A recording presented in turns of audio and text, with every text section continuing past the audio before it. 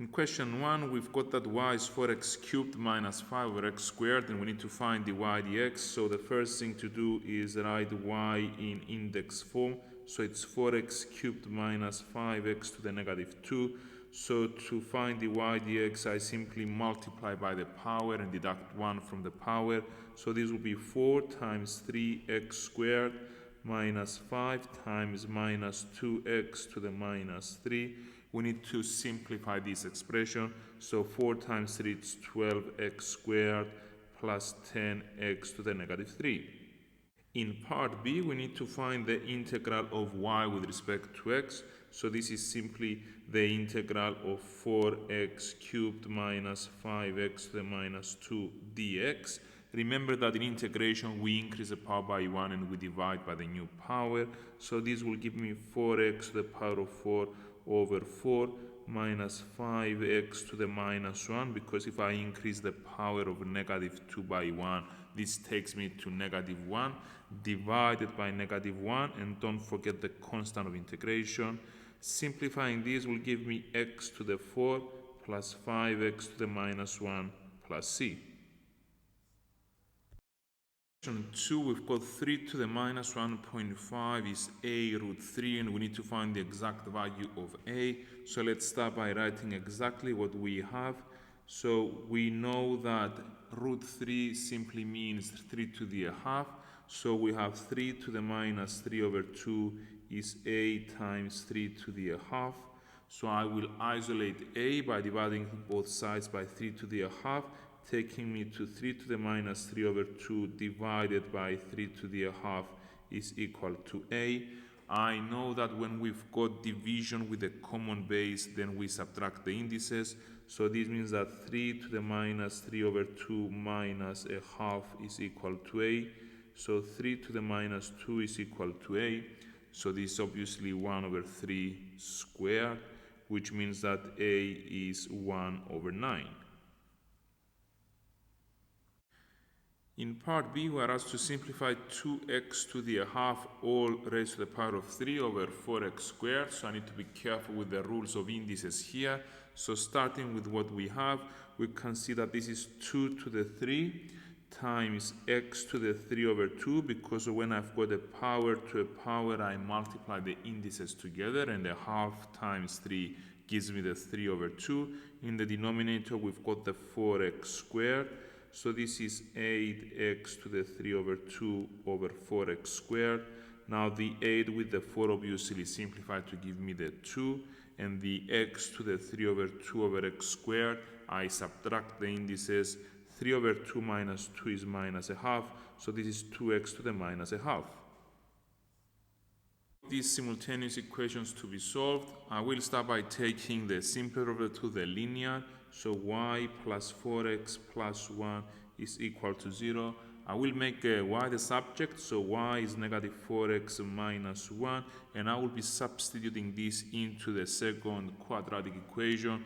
We've got y squared plus 5x squared plus 2x is 0, which means that y will be replaced with minus 4x minus 1, taking us to minus 4x minus 1 all raised to the power of 2 plus 5x squared plus 2x is equal to 0.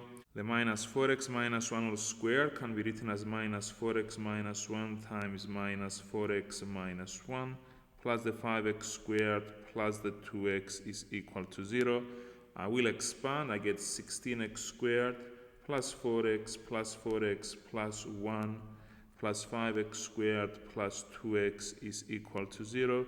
If I collect like terms, they give me 21x squared plus 10x plus 1 is equal to 0. This can be factorized into 3x plus 1, the first bracket, 7x plus 1, the second bracket. This is equal to 0, which means that 3x plus 1 is 0, or 7x plus 1 is equal to 0. So we get 3x is negative 1, which means that x is minus a third, or 7x is negative 1, which means that x is minus 1 over 7. Remember, this is not the end of the story. We need to proceed in finding the corresponding values for y. So remember that we had that y is minus 4x minus 1. So when x is minus a third, y is equal to minus 4 times minus a third minus 1, which gives an answer of a third. Whereas when x is minus a seventh, y is minus 4 times minus 1 over 7 minus 1, which gives an answer of minus 3 over 7. So my final answer is that x is minus a third, y is a third. That's the first pair of solutions. Or x is minus a seventh, y is minus 3 over 7. Remember, with simultaneous equations, you need to show the pairing clearly at the end to get full marks. In question 4, we've got the straight line with the equation y is 4x plus c being a constant, being a tangent to the curve with the equation y is 2x squared plus 8x plus 3, and we need to calculate the value of c. Well, if a line is a tangent to a curve, this means that they meet at a single point, and therefore we could start by equating the two. So we've got 2x squared plus 8x plus 3 is equal to 4x plus c. I'll be collecting everything on the left-hand side to give me 2x squared plus 4x plus 3 minus c is equal to 0. And we know that the tangent means that the discriminant is 0, and the discriminant is b squared minus 4ac. And therefore, we have that 4 squared minus 4 times 2 times 3 minus c is equal to 0, leading to 16 minus 8 times 3 minus c is 0. And therefore 16 minus 24 plus 8c is 0, and therefore we have that 8c is equal to 8, which means that c is 1. An alternative approach would be to consider that a tangent means that the line and the curve have the same gradient. So looking at the straight line, it has equation y is 4x plus c, so the gradient is 4, it's the coefficient of x. So looking at y is 2x squared plus 8x plus 3, we can say that dy dx is equal to 4x plus 8. This is the gradient function, and we need to find the value of x that will give a gradient of 4. So I'm equating dy dx with 4, leading to 4x plus 8 is equal to 4. 4x is minus 4, so x is minus 1. So we know that when x is minus 1, the gradient of the curve and the gradient of the line are the same. I can proceed in finding the coordinate for y. So y is 2 times minus 1 squared plus 8 times minus 1 plus 3. And we get that y is negative 3, which means that the point x is minus 1, y is minus 3 is both a point on the curve and the straight line. So we can substitute x is minus 1, y is negative 3 on the straight line, and we get that y negative 3 is 4 times x, 4 times negative 1 plus c. So minus 3 is minus 4 plus c, leading to c being equal to 1. In question 5, we are asked to sketch y is x plus 2 and y is x squared minus x minus 6, showing all points where we cross the coordinate axis. So we've got a straight line and a parabola to sketch. Starting with the straight line y is x plus 2, we can see that when x is 0, y is 2. When y is 0, we get that x plus 2 is 0, and therefore x is negative 2. So we've got the two cuts on the axis, and these are enough for me to sketch the straight line. Now looking at the parabola y is x squared minus x minus 6, notice that the coefficient of x squared is positive, and so we're looking at the smiley parabola. Now we can see that when x is 0, y is negative 6. This is the cut on the y-axis. And for the cuts on the x-axis, we said y is 0, leading to x squared minus x minus 6 is 0. I will factorize this into x minus 3, x plus 2, and therefore we see that the cuts are at x minus 3 is 0, and x plus 2 is 0, leading to x is 3, and x is negative 2. So I've drawn my axis. We have seen that for the straight line, we cut the x-axis at -2 and the y-axis at 2. So this is the straight line y is x plus 2. Going uphill, we can see that the gradient is positive. So this confirms what we see with what we have drawn. And for the parabola, we've got cuts on the x-axis at -2 and 3 and the cut on the y-axis at -6. So this is the parabola, a smiley parabola as shown on the diagram. In part B, we are asked to show by shading the region R defined by the inequalities y is less than x plus 2 and y is greater than x squared minus x minus 6. So looking at our sketch, we want y to be less than x plus 2, so we want to be below the y is x plus 2 straight line, and we want to be greater than x squared minus x minus 6, so we want to be above the parabola. So essentially we want to be in the region enclosed by the straight line and the parabola, and we label this R. And finally, in part C, we need to find the set of values of x for which x squared minus 2x minus 8 is less than 0. So we are being asked to solve a quadratic inequality, so x squared minus 2x minus 8 is less than 0. This factorizes into x minus 4x plus 2, and we can extract the critical values. So the critical values are at x minus 4 is 0 and x plus 2 is 0, which gives me x is 4 and x is -2. I can draw my smiley parabola cutting at -2 and 4. We can see that we go plus, minus, plus, and we are asked to solve the inequality being less than 0, so we want the negative part here. So we can see from this sketch that x has to be between -2 and 4, and they are strict inequalities because we were solving a strict inequality originally. In question 6, we've got a sketch of the curve C with equation y is f of x. We can see that we pass through the origin, we cut the x-axis at 6, 0, and there's a minimum point at 3, -1, and we need to sketch y is f of 2x. Well, we know that anything that appears within the bracket goes along the direction of x, contrary to what you are inclined in doing. So I see a 2x here. I'm inclined in multiplying x by 2, and I will actually do the opposite. I will divide x by 2, and we can see that the important points, the cuts on the x-axis and the minimum point, will have their x coordinate divided by 2. So the 0, 0 will stay at 0, 0, of course. The 6, 0 will go at 3, 0. And the 3, -1 will go at 3/2, -1. The shape does not really change. We just see that we have a squeeze along the x direction by a scale factor of 2. So the graph looks something like this. The cuts are at the origin and at 3, 0, and the position of the minimum point is now at 3/2, -1. In part B, we need to sketch y is f of x plus p, where p is a constant between 0 and 3.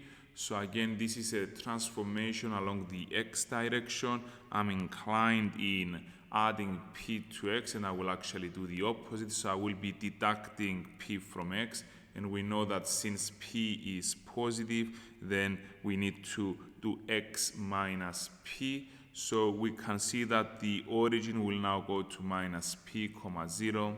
The point 6, 0 will go to 6 minus p, 0. And the point 3, -1 will go to 3 minus p, -1. Now we've got a restriction on p being between 0 and 3. And since p is less than 3, this means that 3 minus p is positive. So when it comes to sketching this, we see that we've got cuts on the x-axis at minus p and 6 minus p, and the minimum point stays on the positive x on the right-hand side of the y-axis at 3 minus p, -1. In question 7, we've got f of x passing through the point 4, 25, and the derivative of f of x is given by this expression. We are asked to find f of x simplifying each term. So since we've got the derivative, to find f of x, we need to integrate. So we start by integrating 3/8x squared minus 10x to the -1/2 plus 1 with respect to x. We know that in integration, we increase the power by 1, dividing by the new power. So this is 3/8x cubed over 3 minus 10, and we've got x to the half over 1 over 2 plus the integral of 1 is simply x plus c. Now this simplifies to x cubed over 8 minus 20x to the half plus x plus c. This is f of x. We have been told that f of 4 is 25, which means that 25 is equal to 4 cubed over 8 minus 20 times 4 to the half plus 4 plus c, leading to 25 is equal to negative 28 plus c, and therefore we see that c is 53. All we need to do now is write the full expression for f of x. So we've got f of x is x cubed over 8 minus 20x to the half plus x plus 53. In question 8, we've got the line L1 with equation 2x plus 3y is 26. So that's the line here. I'd like to write the equation next to the line. We've got the line L2, and we are told that this passes through the origin and is perpendicular to L1, and we need to find an equation for the line L2. Well, we know that if the two lines are perpendicular, then the product of their gradients is negative 1. So I will start by considering the line L1, which has equation 2x plus 3y is 26. I will put this in the form y equals mx plus c to find the gradient. So we've got 3y is minus 2x plus 26. I will divide throughout by 3 to get y is minus 2 over 3x plus 26 over 3. And therefore we conclude that the gradient of L1 is minus 2 over 3, which means that the gradient of L2 must be 3 over 2, so that the product of the two gradients is negative 1 because the lines are perpendicular. Now, the equation of line L2 is obviously y is 3 over 2x because the line passes through the origin. In part B, we are asked to find the area of the triangle OBC, giving our answer in the form A over B, where A and B are integers to be found. So let me start by shading the triangle for which we're trying to find the area. I will start by finding the coordinates of C. We know that at C it's the point of intersection between the two lines, so I will equate the two. So we've got that at C, 2x plus 3y, and y is 3 over 2x is equal to 26, leading to 2x plus 9x over 2 is equal to 26. I would be multiplying throughout by 2 to get 4x plus 9x is equal to 52, and therefore 13x is 52, which means that x is 4. So we've got the x coordinate of point C. This will be useful because the height of the triangle will be the x coordinate of C. It's going to be 4. And the base of the triangle will be the distance OB. Now, B is a cut on the y-axis for the line 2x plus 3y is 26, which means that we can say that at B, we've got that x is 0, and therefore 2x plus 3y is 26. We get 3y is 26, and therefore y is 26 over 3. This is the y coordinate of point B. There it is, and it's actually the base of the triangle. So I'll be doing base times height over 2. So the area is base times height over 2. The base is 26 over 3. The height is 4. Divide this by 2. Plug everything on the calculator. We get an answer of 52 over 3 squared units. In question 9, we've got a sketch of part of the curve C with equation y is 20 minus 4x minus 18 over x. We've got a point A shown here with x coordinate equal to 2, and we need to show that the equation of the normal to C at A has equation y is minus 2x plus 7. So I will be differentiating the expression for y. I will start by writing that y is 20 minus 4x minus 18x to the minus 1. So I'm writing y in index form to proceed with differentiation. So dy dx is equal to minus 4 minus 18 times minus x to the minus 2. which is equal to minus 4 plus 18 over x squared. Now we will be evaluating dy dx at x is equal to 2 in order to find the gradient at the particular point. So this is negative 4 plus 18 over 2 squared, and this gives an answer over half. Remember, we're trying to find the equation of the normal, and the normal is perpendicular to the tangent. So this means that the normal will be found by flipping the gradient of the tangent and changing the sign. So this is negative 2. So we will also be finding the y coordinate when x is equal to 2. We can see that y is 20 minus 4 times 2 minus 18 times 2 to the minus 1, which gives an answer of 3. Now this means that we've got the gradient of the straight line, we've got the point, so we can use y minus y1 is mx minus x1 in order to proceed. So we've got y minus 3 is minus 2 brackets x minus 2. So y minus 3 is minus 2x plus 4, which leads to y is minus 2x plus 7 as required. The normal to C at A meets C again at the point B, and we need to find the coordinates of B. So if we go back to the sketch, we can see that we're pretty much being asked to find the points of intersection between the straight line and the curve. So these are essentially simultaneous equations. So the two equations are given here. So it's easy for me to substitute y with minus 2x plus 7, leading to minus 2x plus 7 is equal to 20 minus 4x minus 18 over x. What I can do is multiply throughout by x to get rid of the fraction, leading to minus 2x squared plus 7x is equal to 20x minus 4x squared minus 18.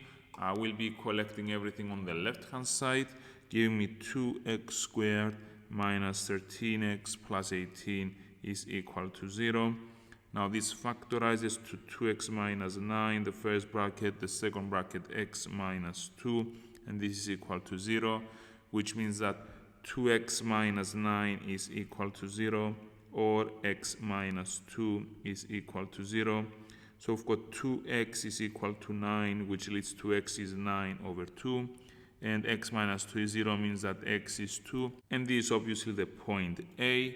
Now for x is 9 over 2, I still need to find the y coordinate. So y is minus 2 times 9 over 2 plus 7. I'm substituting into the equation of the normal.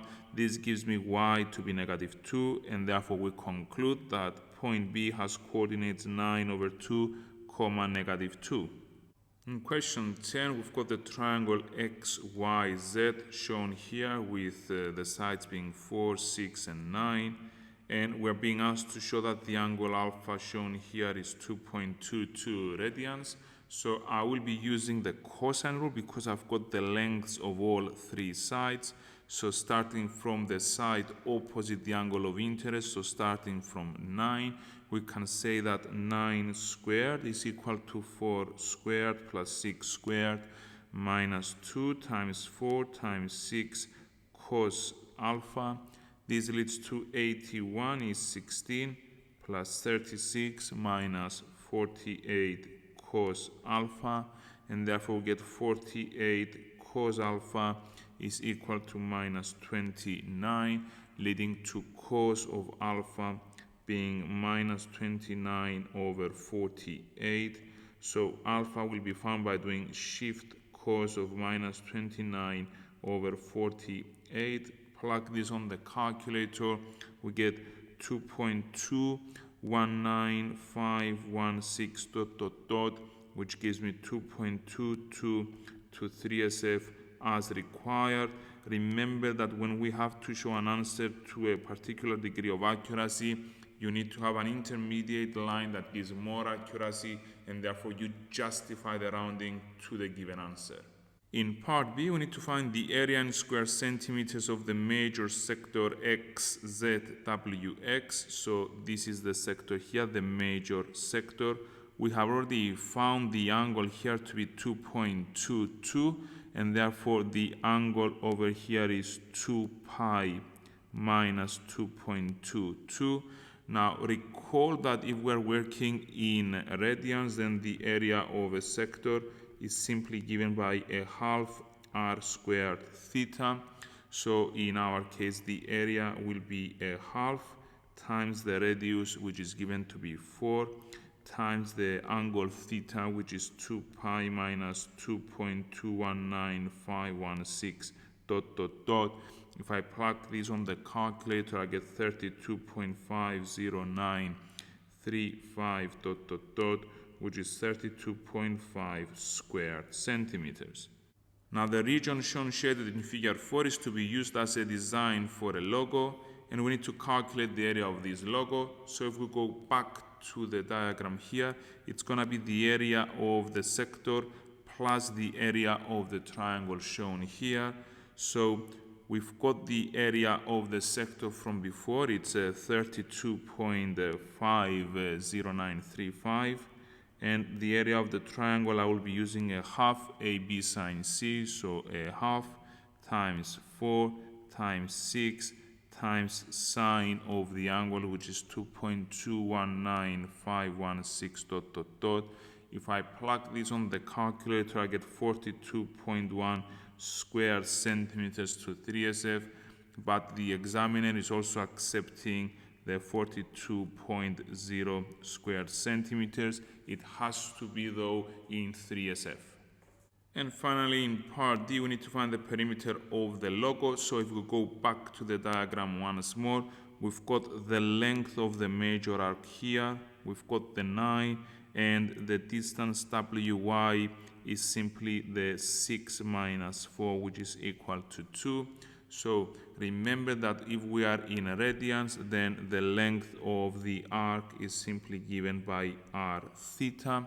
So in our case, the perimeter will simply be the length of the major arc, which is 4 times 2 pi minus 2.219516 dot dot dot, plus the 9 centimeters plus the 2. This is 27.3 centimeter, and again the examiner here is accepting 27.2 centimeters as a correct answer.